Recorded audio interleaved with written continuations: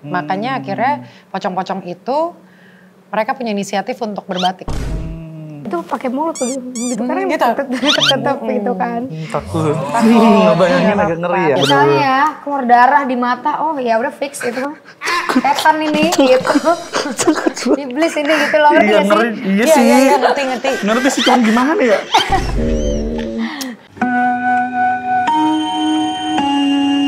Mohon perhatian.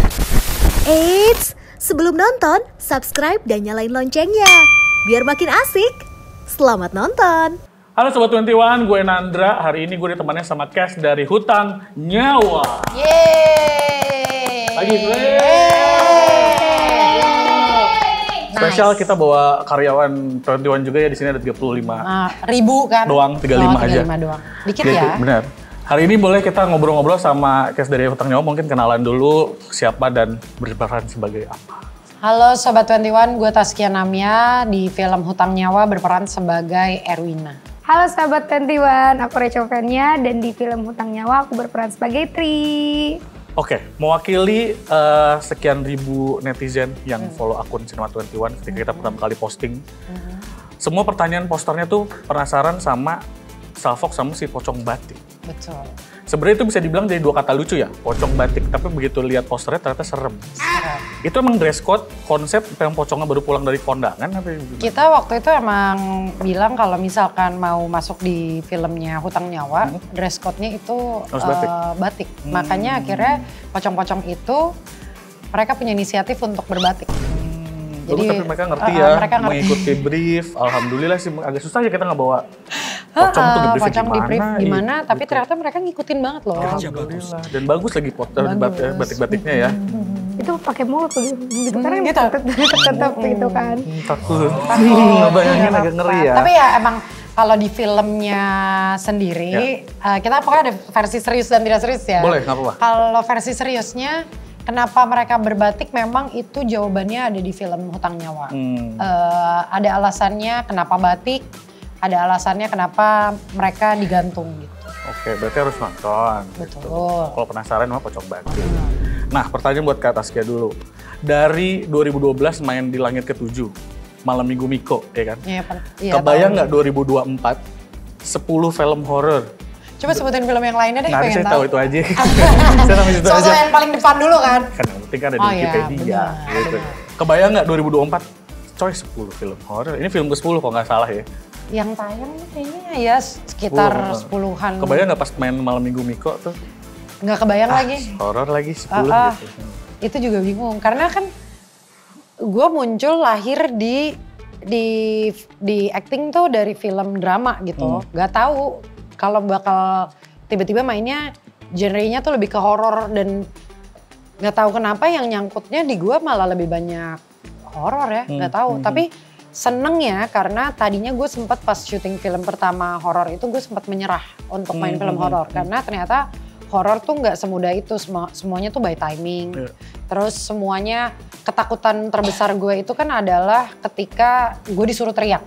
Sedangkan kan kalau kita nonton film apapun tuh, mostly cewek-cewek teriak tuh yang ngelengking gitu. Sementara gue gitu. yang kayak gitu, gue nggak bisa. Nah itu tantangan tersendiri gimana caranya gue bisa menunjukkan rasa ketakutan atau rasa apapun yang ada di film itu yang biasanya gue gambarkan dengan perempuan kalau teriak kayak gini tuh bisa gue gambarkan dengan cara yang berbeda. Sampai akhirnya tercemplung, terjerembab 10 lah. Iya, gitu, kayaknya lebih deh. Kayaknya gak cuma 10 deh. Sisanya series. Sisanya, iya. Udah riset ya, keren banget. Nah, Kak Rahel gimana? Ini kan udah sama pakar cerita, si paling horor Indonesia, Princess. Tuh, aku suka, Tos. Bukan ratu, bukan aku, Princess. Horror. Karena aku imut. Terbantukah? Gimana sorry? Karena aku imut. Bagus, imut. Tapi horor tetap aja. Terbantukah dengan dibantu sama Princess ini selama proses syuting ini? Kan ini horor pertama juga. Bagaimana beliau? Alhamdulillah emang ini kan film kedua aku ya dan aku tuh sebenarnya lumayan introvert orangnya dan jarang ngomong sebenarnya. Jadi tuh aku tuh ada kegelisahan untuk bertemu orang-orang baru dan ada takutnya gitu. Nah untungnya di film pertama ataupun di film kedua ini aku sangat terbantu banget sama semua aktor-aktor senior karena alhamdulillah aku selalu ada di film yang dimana lawan main aku tuh bener-bener senior kayak Kakia, ada Kahan juga, ada beberapa yang lain juga yang main di Hutang Nyawa yang udah lama lah di industri ini dan aku bukan cuma Kaki yang ngebantu aku sebenarnya semuanya kayak sutradara, kru dan lain-lain. Aku kayak kadang-kadang aku suka nanya, mungkin karena Kaki ini yang di film ini kan kita kan best friend ya. Jadi aku yang paling banyak nanya tuh sama Kaki ya, kayak Kak gimana sih caranya untuk penalaman karakter yang kayak gini, gimana caranya biar bisa bener-bener fokus, gimana pas aku juga diseling aku kayak Kak kalau diseling tuh harus jatuh banget badannya atau harus tetap agak ditegakin gitu. Kayak aku nanya nih sama Kaki karena Kaki kan udah sering ngelewatin itu dan udah tahu hasilnya gitu kan. Jadi ya alhamdulillah sih sangat terbantu ya Love You. Tapi itu deh. Luar biasa. Kapok gak tapi main horor lagi? Enggak kapok, cuman ya emang agak sakit masuk angin Remuk aja gitu, ya, remuk gitu. aja Karena tapi jam kerjanya kita kan lumayan, maksudnya di sini di Hutang Nyawa menurutku sehat sih syutingnya gitu. Tapi kan memang ada jam kebalik yang mungkin buat Rachel tuh nggak kebiasaan yang kita malah kerjanya mulai start di sore bahkan bisa sampai pagi gitu. Tapi gue ngeliat dia tuh enjoy aja sih. Berarti main horor lagi kali, jadi berdua, jadi bestie of horror kali kan? Bisa jadi loh. Luar biasa, belum pernah ada yang kayak pasangan Bestie. gitu. Biasanya kan cowok cewek. Bener, siapa tahu kita kagak tahu. Betul. Silakan dicatat teman-teman semua. Silakan dicatat. Bener. Pertanyaannya tadi Tasya ngomong kalau prosesnya memang agak beda lah tadi dari jam syutingnya dan segala macam. Kalau disuruh milih lebih penting ada iPad yang nemenin pas lagi nunggu atau ada kru cowok yang latah? Ada kru cowok yang latah lagi. Kalau gue, kenapa gitu? karena gue tuh gak terlalu main iPad kan. Maksudnya ya gue main tapi juga bareng-bareng kru atau pemain-pemain gitu. Tapi kalau ada kru latah tuh seneng aja gue buat mainin mereka. Ada tuh di film Hutang Nyawa namanya Bang Jo. Itu Shout out Bang Jo tuh Bang berarti. Jo, anak kamera, anak grip deh kalau nggak salah di kru kita.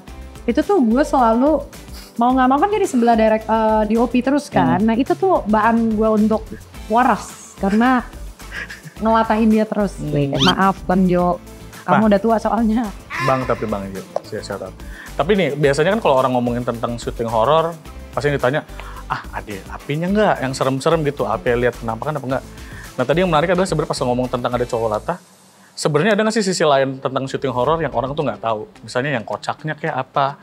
Misalnya ada hal-hal lucu kah misalnya? Kan kalau orang pasti ngebayangin syuting horor, Horor beneran. wah ini ngeri nih gitu. Apa ada Baik hal kita yang aneh? nggak horor deh kayaknya kalau syuting kita mungkin horor, tapi kita ngebuatnya tuh nggak horor.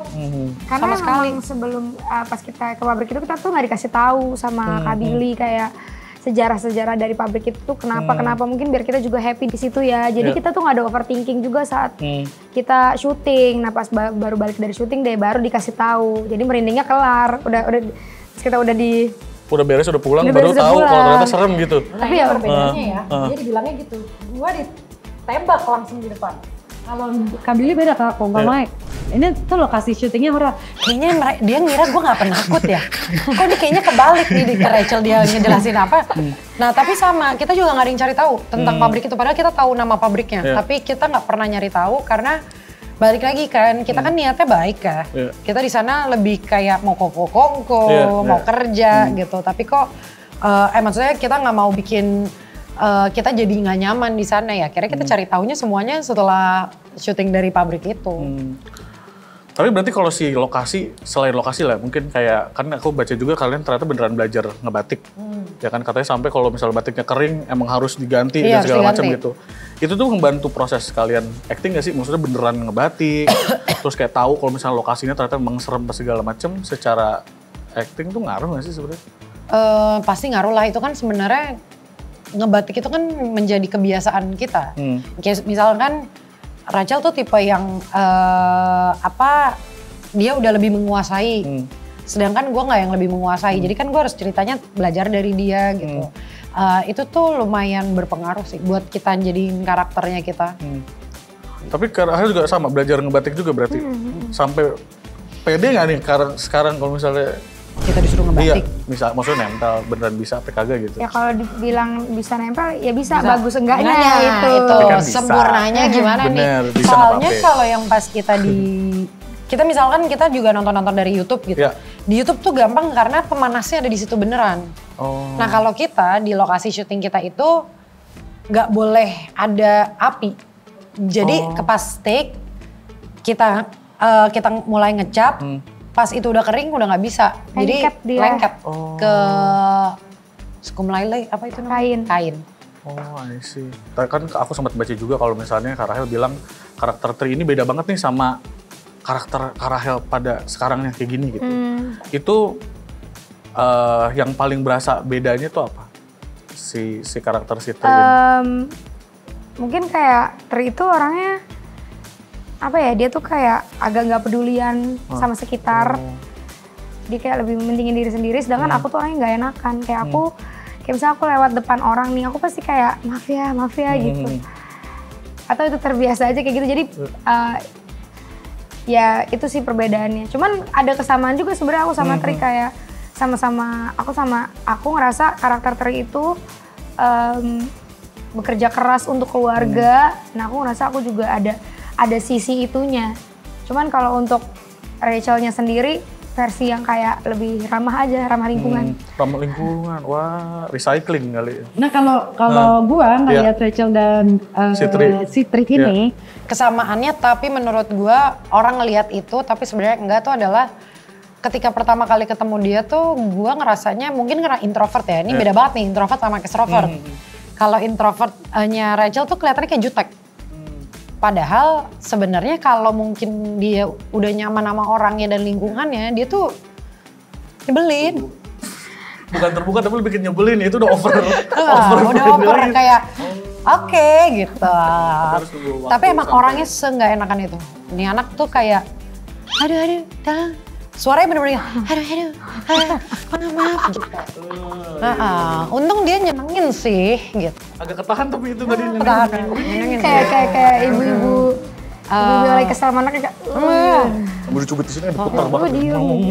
Tapi ya itu maksudnya mungkin gue senengnya karena Rachel tuh datang pas pertama kali reading dan ketemu sama director untuk ngasih tahu apa masukan dari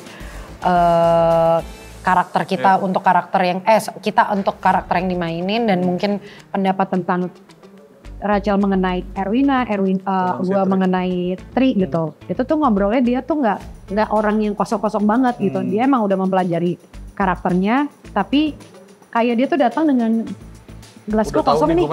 Padahal kan mungkin dia sudah belajar syuting dari yang sebelumnya kan. Gitu. Tapi ya tiap di sebuah project itu pasti mencoba untuk ngosongin dulu gitu. Tapi kalau emang ada sesuatu yang kita tahu ya mungkin kita bisa sharing, bukan tapi nggak menggurui ya. Nah kalau dari film Hutang Nyawa ini kan mungkin kalau misalnya aku lihat dari trailer, dari promosi, dari semua segala macam interview juga, si pabriknya ini kan sebenarnya bisa dibilang kayak semacam tokohnya juga ya. Aku bisa bilang gitulah ngeliat, karena kan itu jadi suatu fokus juga. Dari sisi kalian berdua ngelihat si pabrik ini kan kalian pelajarin culture orang kerja di pabrik. Kemarin Rahel juga sempat mention, harus belajar cara temenan orang-orang pabrik gimana, tinggal di mes kayak gimana. Itu proses kalian mempelajarinya atau nyari taunya tuh kayak gimana? Lumayan karena kita beredar di set itu tuh nggak cuma adegan yang berdua doang gitu loh, ada yang sama pabrik. Tapi keuntungannya memang ketika kita di pabrik itu kita bukan tipe yang ramah sama orang-orang pabrik yang temenan banget juga enggak gitu. Jadi kita tuh memang dibikin di pabrik itu kerjanya tuh sendiri-sendiri. Emang semua tuh individu. Jadi nggak terlalu banyak ngobrol. Yang nempel banyak gitu. Karena memang ada misteri yang ngebikin orang-orang itu seperti itu gitu. Emang mereka punya tujuan hidup masing-masing yang jatuhnya lebih jangan ganggu gue mau dapetin sesuatu di sini gitu. Jadi gue lo aja gue gitu lo kan. aja, tapi memang banyak sih kita sempat kayak foto-foto, duduk-duduk gitu. Tapi emang karakter kita karakter yang kayak gitu. Rahel sempat pelajarin tentang si culture pabrik ini gimana akhirnya nemu tentang sesuatu? Bukan culture pabrik sih, tapi kalau aku kayak nyari tahu kayak gimana keseharian seorang buruh gitu. Karena kan aku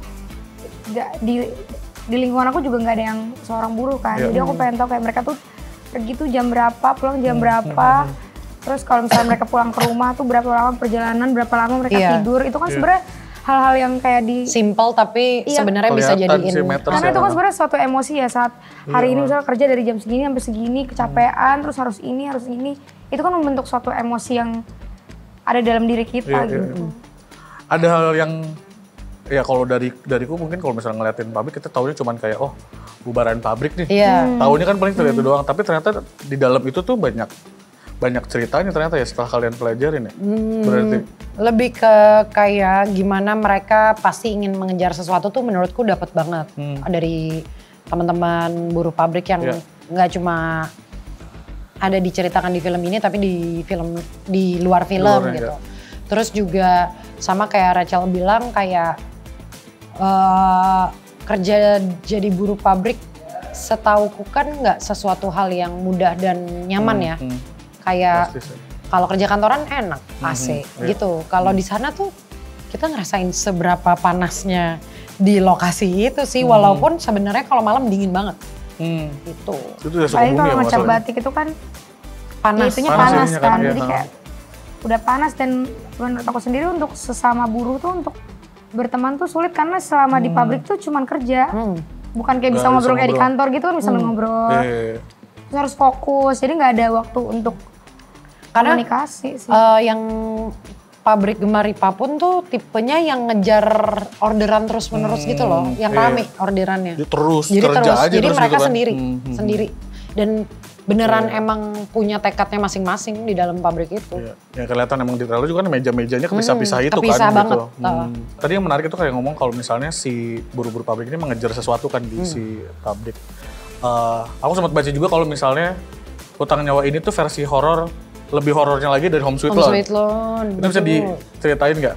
Kan nggak usah ngomongin tentang Sandwich Generation juga. Iya, ini kan Sandwich Generation. Kalau di film HSL tuh lu bisa menangis, lu bisa tertawa, lu bisa tersenyum melihat semua yang ada di film itu. Karena aku salah satu pecinta film HSL gitu.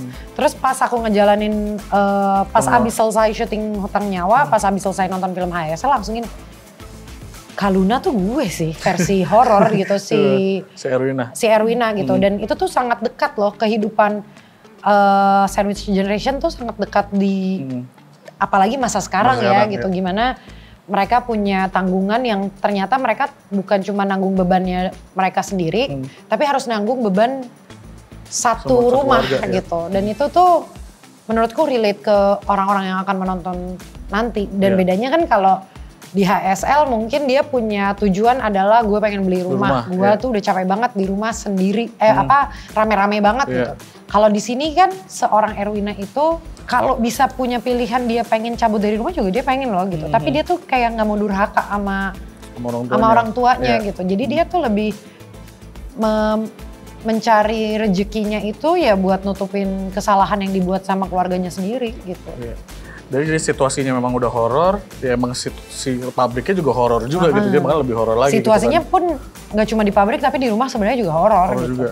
Horor tuh menurutku nggak cuma hantu ya, tapi situasi dengan kondisi yang kayak Erwina punya keluarga yang toksik, punya yang kasihan adalah dia tuh cuma punya kebahagiaan yaitu cuma anaknya doang gitu. Sebenarnya dia nggak punya pilihan, sama kayak Kaluna aja nggak punya pilihan. Kalau Kak Rahel pas tadi sempat mention kan ada mainan sling segala, itu berarti pas kesurupan ya, adegan kesurupan? Apa nih spoiler ya, gue gak boleh nanya jangan-jangan. Ya ditonton saja lah. Ya pokoknya itulah gitu. Pas buat adegan yang si kesurupan itu, kan katanya sempat pelajarin juga ya, riset juga ya. Menurut gue sih agak lucu ya, maksud gue riset orang kesurupan tuh karena kan untuk kita aplikasiin gimana ya? Dan jangan sampai ya, gak pernah kesurupan gitu. Jadi, dan aku tuh sebenarnya lumayan orang yang kurang percaya gitu. Terus aku percaya hal gaib, tapi kalau kesurupan tuh aku kayak masih belum tahu nggak sih gitu. Karena aku sangat-sangat logika orangnya. Jadi aku, tapi kan kalau misalnya kita ada di film kan kita harus mempercayai itu. Kalau kita lagi ada di karakter itu berarti kita harus percaya dong. Kalau misalnya kita ini kesurupan. Aku pengen tahu kalau kesurupan tuh seaneh apa sih orang kalau kesurupan gitu. kan nggak semena-mena kayak aing macan kayak gitu. Iya, itu udah paling standar lah, Iya, orang tahu dengan standar, ayo ya. macan gitu, iya. Jadi itu sih pas aku cari di research di kayak YouTube gitu-gitu, aku sebenarnya merasa kurang puas dengan Hasil risetnya? dengan hasilnya. Jadi aku kayak lihat film-film lain juga kayak orang kalau menurut imajinasi kita nih kesurupan yang kayak orang literally percaya. Kalau aku ya, aku pribadi ya kalau kesurupannya sampai dia bisa terbang atau dia bisa itu mungkin aku Bener nih, fix. gitu. Itu dia yang menarik. Dia tuh selalu ngomong gitu. Pokoknya aku tuh nggak sepercaya itu sih Kak sama kesurupan gitu. Tapi kalau dia bisa terbang, nah itu kesurupan. Terus gue kayak, wah Atau susah kayak terjadi nih gitu. Atau bisa agak kayak susah. memanjat pakai begini kayak Spider-Man. Wah itu. Oh kayak di film-film kan ada Iya, yang kebalik begitu kan? harus Bisa kayak gitu. Kalau yang aku tangkap tuh harus di luar nalarnya dia. Iya. Baru bener nih Yang gitu. nggak bisa dijelasin kayak, oke, iya gitu tuh enggak. Karena aku tuh nggak kayak rep-repan. Aku tuh nyari kenapa kita bisa rep-repan dan ada sebenarnya. Iya. Pernah tapi? Sering, aku sering rep-repan dan menurut aku kenapa aku rep-repan karena aku tidur di saat keadaan capek banget tapi aku lagi banyak pikiran. Nah itu awal dari rep-repan kenapa bisa. Nah jadi jadi otak kita kerja, badan kita ini udah tidur. Rep-repan tuh kalau lagi nyanyi ada bagian gitu. Rep-repan apa ref-refan ini? Bisa rap, thank you. Ada Thank dua you. ya ternyata. Gue tadi maksudnya rap lagi. Ya udah. Gak apa-apa ada dua versi memang. Thank you. Jadi, tapi ada orang, terus udah gitu saat kita rep-repan, itu banyak yang bilang mereka itu suka ngeliat setan. Nah Iya, kalau aku cari tahu deh emang iya. Nah karena saat kita lagi, otak kita itu kan berfungsi tuh pas lagi kita rep-repan. Iya. Nah kita tuh jadi menciptakan delusional hal yang kita paling takutin, jadi itu nampak di imajinasi kita. Nah itu yang aku percaya. Nah jadi kalau ada orang yang bilang kesurupan pas dia lagi rep-repan ya aku gak percaya. Karena itu sebenarnya ya lo lagi capek dan lo lagi banyak pikiran gitu. Udah chill. Pengen dibilang nanti dirasain sendiri tapi ngeri juga ya. Tapi ntar ngelihat orang juga takut ya. Cuma bukan berarti nggak percaya cuman kayak Masih harus yang dia ngelihatnya benar-benar Iya, harus kayak ngeliat dulu. oke nih. kayak misalnya ya keluar darah di mata, oh ya udah fix itu mah setan ini gitu. Iblis ini gitu loh, ngerti Iya, gak ngeri. sih? Iya sih. Iya, ngerti. Ngerti sih cuman gimana ya? Kalau misalnya Saskia kan sekarang udah main film horor udah banyak. Tadi sempat mention juga kalau horor tuh tentang timing. Tapi sebenarnya penakut kan? Iya. Suka nonton horor nggak? Tapi sebenarnya Doyan. Gue dari kecil tuh nonton, inget banget dulu 21 masih ada di Wijaya. Iya. Itu gue tuh nonton kuntilanak di situ. Wah coy serem banget itu ya bener. Bukan lagi cuy, Iya, serem kayak abis. naik. Terus apalagi kalau dulu kakak-kakak tuh suka banget ngajak midnight. Iya bener. Nah itu pas keluarnya thank you Ngeri gitu. banget. Nah itu tuh horor tuh udah kayak, gue tuh suka sensasinya nonton horor tuh di bioskop. Kalau di rumah kan takut ya. Iya. Terus Bisa di-pause juga kalau bisa misalnya di-pause, ini, ya. bener. Nah itu kan jadinya nggak Nggak nge-flow ngerusak, iya. ceritanya gitu. Experience-nya beda pasti nah, kan. gue tuh lumayan doyan aja nonton film horor di bioskop dengan suaranya, dengan gambarnya yang lo udah kayak menurut gue ya kadang tuh kalau di bioskop kayak kejebak nggak bisa kemana-mana. Iya. Ya udah nonton, udah bayar nonton, juga lanjutin ya kan. gitu. Iya mau nggak mau gitu. Nah itu tuh gue emang udah doyan banget nonton dari dulu. Dengan sekarang main film horor banyak ngerusak experience-nya nggak kalau misalnya nonton film horor yang bukan dimainin? Maksudnya kan kayak misalnya udah nonton biasa syuting horor, nonton horor, ini gue tahu nih ini pasti, ini begini ini belakangnya gitu. Gue Berasa bilang ngerusak sih, nggak? gue bilang sih nggak ngerusak, tapi lebih kayak gue bisa nebak beberapa aja, tapi yang lucunya gue tetap kaget.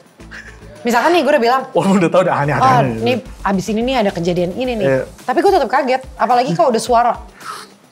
Gue paling susah, makanya gue tuh kalau nonton tuh gini. Lah jadi ini nggak aci dong, nggak aci lagi ketahuan. Gak apa-apa, gambar gue malah gak kenapa-napa. Tapi aku takut kayak dikira ngerekam. Jadi aku kalau nonton karena suka jadi aku lihat dari layar handphone karena lebih kecil. Aku ya takut ada orang ngira ngerekam, ya ini gak ngerekam, cuma Pernah lagi Jadi gue sudut pernah, pandang orang kedua gitu ya, Iya, jadi jadi kecil kayak- lagi. jadi gue Wah, aneh pernah nonton rame-rame sama temen gue semua bawa selendang. Karena mereka tuh benci banget sama film horor. Sedangkan dia bilang kayak, gimana ya kita punya sahabat pemain film horor gitu. Jadi mereka bawa headset. Jadi mereka nonton sambil kayak, Ki, ini udah bagian seremnya belum Ki? Ki, ini bagian ininya udah belum Ki? Gue bilang kayak, elah. Dinyalain Tapi kadang juga gue ya? suka bohongin. Jadi mereka kadang suka, udah gitu ya? gue bilang, bentar lagi gitu. Gitu. Kalau misalnya Rahel kalau aku sama juga sering nonton horor? aku tuh sebenarnya orangnya nggak bisa jump scare. Aku suka dikagetin. Iya benar. Aku benci banget dikagetin karena. Ada apa nih? Nah jadi kenapa aku nggak suka horor itu karena aku nggak suka dikagetin. Cuman aku suka nontonnya. Jadi kadang kalau misalnya kayak aku udah tahu detik-detik jump scare, aku udah tahu aku harus kayak gini. Cara aku tuh kayak gini, tutup telinga sama mata gini. Terus kayak itu tekniknya ya, guys. gitu. Kan di sini kayak blurry gitu kan. Udah pakai layar handphone udah begini juga ini. Nah itu kalau udah OTW jump scare. Kalau mas nggak ketebak ya harus handphone. Jadi kalau handphone tuh kayak gampang aja gitu. Harus ada disclaimer-nya. 3 detik lagi akan jump Kan scare. gue tahu ya, dia tuh nggak penakut ya. Tapi dia kagetan, gue tahu. Nah kemarin Hutang Nyawa tuh bikin kayak kayak dibilangnya locker, tapi tuh foto booth. Foto booth, iya. Gue kan udah nyobain duluan sama director sama Kamili kan. Gue gak sengaja gak ngomong sama dia, karena kan dia foto ini, gak penakut kan. Masuk aja di PD nih. Masuk kan? aja, dia gak bakal takut sama yang di situ gitu. Tapi kan paling gak suara nih yang itu, wah itu mukanya dia gitu. Kayak aku tuh benci banget dikagetin sebenarnya. Nah, itu yang tapi karena aku main film ya, aku lebih banyak mengapresiasi saat aku nonton film sih. Jadi aku kayak, oh ini setnya nih bagus. Wah ini apa namanya kalau master shotnya kayak gini tuh, wah ini keren. Aku tuh jadi kayak ngerti, mungkin karena aku udah melewati. Jadi saat aku nonton tuh aku sangat-sangat mengapresiasi sebagian detailnya malah. Gitu. Tapi kadang emang kayak gitu juga sih, biasanya kalau kayak kita juga ya, kita kerja di bioskop, nonton film tuh kadang bisa jadi kerja juga, tapi entertainment juga karena kita nggak bisa ngebedain. Ini gue pasti mikirin dalamnya juga kayak gimana gitu kan. Dulu kan maksudnya apalagi dulu gue kan cuma menikmati filmnya kan. Dan bahkan mungkin pada momen itu gue gak tahu siapa direkturnya gitu. Tapi gue bisa takut terus sekarang tahu direkturnya siapa. Kadang mungkin ada yang alhamdulillah bisa bekerja bareng gitu. Tapi ngeliatin proses di belakang itu yang wah gila sih. Makanya gue selalu ngomong gue senang banget ketika gue dapat kru yang saling membantu pemain gitu. Maksudnya kita tuh kita kan di situ lagi kerja tim kan, kita kalau syuting. Semuanya bareng-bareng kan gitu. Nah, itu yang ngebuat gue bertahan di film horor karena syutingnya nggak horor. Syutingnya tuh lebih ke komedi sebenarnya. Sumpah. Kita seneng sih. Gitu. Jadi nggak kalau emang makanya gue suka sebel aja kalau ada orang-orang sempat bilang kayak main film horor lagi, main film horor lagi gitu. Terus kayak aduh bosan deh sama film horor gitu. Tapi kalian harus yang ditahu tuh kayak gak semudah itu loh main film horor tuh kayak satu paket beberapa genre tuh dijadiin satu gitu. Actionnya ada, dramanya ada, lu disuruh ketakutan, kadang lu disuruh senang-senang juga, tapi lu disuruh emosinya bisa dalam satu hari itu ganti-ganti. Itu tuh gok sih. Tapi emang respect sih ya, jadi begitu udah terlibat dan begitu kita tahu background kayak udah gimana terlibat, jadi kita bisa kan? lebih menghargai orang-orang yang bekerja di depan layar, di belakang layar sih. Tapi agree sih, memang horor juga nggak cuman horor. Kalau dipikirin orang mungkin horor jump scare aja gitu. Padahal sebenarnya kan horor macam-macam ya. Ada yang psychological horror, ada yang bikin perasaan kita nggak enak gitu kan, segala macem. Itu juga susah. Mungkin itu juga alasannya kenapa Kia ngambil project mulu horor. Horor. Favoritnya apa nih? Horor drama. Yang belum apa? Horor komedi. Horor komedi gue belum. Maksudnya kalau dari horor-horor ya, horor komedi gue belum. Horor komedi belum. Pengen cobain tapi? Pengen sih gue. Gue tuh banyak orang yang bilang gue kayak, lu mau main komedi gitu. Gue mau, tapi ayo siapa yang mau. Karena mungkin muka gue lebih ke horor kali ya gitu. Mukanya serius ya? Mukanya serius. Padahal bisa dicoba tuh berarti horor serius komedi. Banget ya. Serius aja. Iya benar. Oke, kalau misalnya tadi kan berarti Kak Rahel udah terbantu sama Kia juga udah tadi sempat beberapa kali mention respect banget sama Rahel segala macem. Ada nggak favorit scene-nya Taskia buat Kak Rahel? Favoritnya scene-nya Rahel buat Taskia? Aku scene yang Rahelnya kan? Iya, yang dia. Kalau scene Rahel tuh ada satu momen, karena aku ingat proses syutingnya. Iya. Bunyinya krak. Aku tuh kayak, itu tuh dalam hati gue, beneran nih anak gitu loh. Yeah. Nah itu gue penasaran sih sejujurnya. Karena kuku dia sampai patah. Oh iya? Crazy. Antara kayak dia sudah mulai menikmati gitu. Itu satu, yang kedua yang ada gue gak bisa nyebutin scene-nya, tapi itu ada di Buperta. Gue suka. Karena saat itu memang gue lagi duduk di situ, jadi gue ngeliat gitu. Prosesnya kayak gimana? Kalau Rahel, scene favoritnya? Scene favorit, aku kemarin sempat yang nonton terakhir itu aku sebut lagi ya, scene ibu dan anaknya. Ibu, anak, dan bapak. Oh, Ibu dan Anak ya. Ibu dan oke, Anak. oke. Iya, Ibu dan Anak tuh aku tuh kayak di situ aku nggak ngerasa horor, di situ aku ngerasa drama, itu sedih. Aku kayak sedih banget gitu. Padahal situasinya horor. Iya, situasinya horor tapi tuh sedih banget. Mungkin karena aku juga seorang ibu ya, jadi aku kayak agak Berasa masuk ya? gitu loh ke dalam situ dan aku ngeliat kakinya gila sih. Mungkin terakhir ya, harapan kalian buat penonton atau buat Sobat Tentuan yang akan main nonton Hutang Nyawa, selain pastinya ketakutan ya, kira-kira perasaan apa yang kalian harapin teman-teman yang udah nonton nih nanti kayak gimana? Selain kalian nanti, yang maksudnya kalau gue pribadi buat film Hutang Nyawa, selain kalian bisa dapat horornya, kalian bisa, sebenarnya ada lucu ya kalau kita bilang bisa metik hal positif dari film horor, tapi menurut gue di film Hutang Nyawa tuh ada itunya gitu. Kayak gimana lo tuh harus tahu setiap langkah yang lo lakukan itu tuh pasti akan ada apa ya, resikonya yang bisa lo dapet gitu. Dan apalagi kalau lo melakukan hal negatif itu lo bisa Ada lebih konsekuensinya lebih parah daripada apa yang lo pikirkan tadinya cuma kayak gue mau ini cepet makanya gue melakukan A. Tapi lo harus pikirin dulu tuh panjangnya kayak gimana. Terus menurut gue juga gue berharapnya ini bisa diterima sama pecinta film Indonesia dan pecinta horor. Dan bisa langsung nonton di bioskop tanpa kalian nonton yang bajakan, nunggu spoiler, nunggu di platform gitu. Karena tidak ada yang mengalahkan seserunya experience nonton di bioskop langsung. Dan ini gambarnya bagus banget guys, beneran. Farha? Kalau harapan aku ya sebagai orang yang baru ada di industri ini ya aku berharap ya film ini diterima dan aku juga diterima. Karena aku lumayan nervous juga karena ada suatu pressure di hati aku karena kaki ini misalnya udah lama gitu loh di suhu udah suhu gitu. Suhu. Jadi aku berusaha kayak semoga aku bisa mengimbangi itu dan dan benar-benar diterima sama masyarakat juga karena aku ngerasa aku, kaki dan semua orang di film ini udah ngasih 100% lah. Ya kayak gimana pun hasilnya pasti itu kan kehendak Allah. Cuma aku harapan aku semoga diterima. Berarti emang harus nonton di bioskop. Dan yang serunya karena kita tuh, seingatku kita tuh belum ngeliatin sama sekali entitas di trailer. Bener. Jadi kalian harus nonton karena lebih enak nontonnya di bioskop. Jelas banget bentuk entitasnya seperti apa. Karena di lokasi aku nggak mau lihat. Nggak mau lihat, dia nggak mau lihat. Oh iya? Nggak mau lihat. Tapi ada adegan bareng sama si entitas ya? Ada. Gini ya? Nggak mau gitu. Aku pernah kaget sama Sama dia, dia sama langsung. entitasnya ada di belakang gue, padahal dia maaf kak gitu. Untung suaranya gitu ya, pantes ya. Kalau jadi suaranya agak cerempeng kan agak Abis tiba-tiba gue wah gitu kan, terus dia kayak maaf kak, gue kayak ya lemes gue abis ngeliat, gue takut kan tiba-tiba gue lemes nih ngeliat dia kayak maaf kak, sorry kak gitu kan lucu. Terus kita lihat bentuknya kayak gimana kan nggak kelihatan sama Betul. sekali ya. Mantap, luar biasa. Thank you. Terima kasih banyak. Thank you so much. Mantap. Wabillahi taufiq wa hidayah. Wassalamualaikum warahmatullahi wabarakatuh. Nonton di bioskop. Nonton di bioskop. Entitas Hutang Nyawa. 12 Desember, benar? Desember 2024. Assalamualaikum. Asik kan videonya? Jangan lupa like, subscribe, dan komen ya. Sampai jumpa di video selanjutnya.